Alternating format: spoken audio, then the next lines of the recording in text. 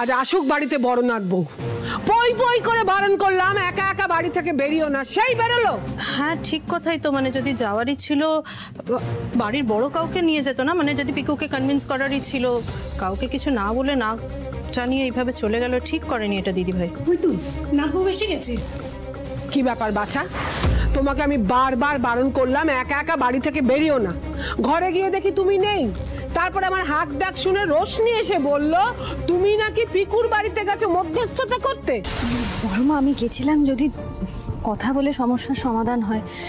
দেখুন, কথা বললে তো অনেক সময় অনেক জট কেটে যায়, আমি সেই কারণে গেছিলাম। আমি কথা বলতাম, পিকু আমার কথা শুনতো, সব ঠিক হওয়ার একটা সম্ভাবনা ছিল। তাই সবই তো বুঝলাম বড় বৌদি, কিন্তু তুমি তো অন্য কাউকে নিয়ে যেতে পারতে তোমার সাথে, একা যেতে গেলে কেন? কি ভেবেছিলে একা গিয়ে সব সামলে নেবে, বিশাল ক্রেডিট নেবে তুমি?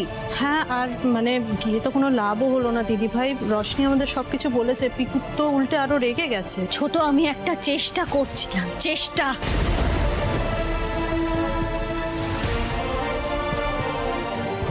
দিদি, হ্যাঁ, নাথবোর শরীর তো খুব খারাপ।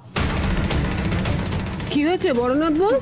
আরে একই একই একই ধর ধর ধর, এসো এসো, বসো বসো বসো বসো বসো বসে না, বসো, সাবধানে, আস্তে আস্তে আস্তে আস্তে।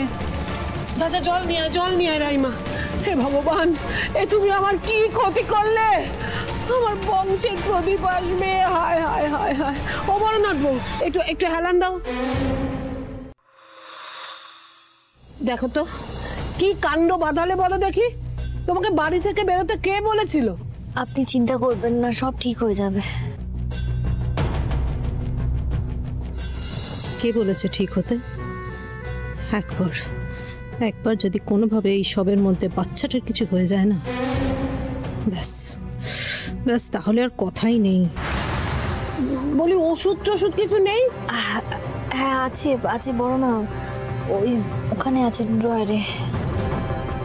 দেখ,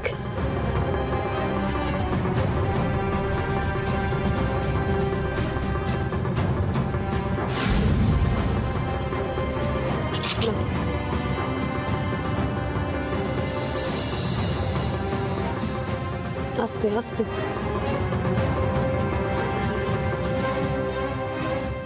শুয়ে পড়ো।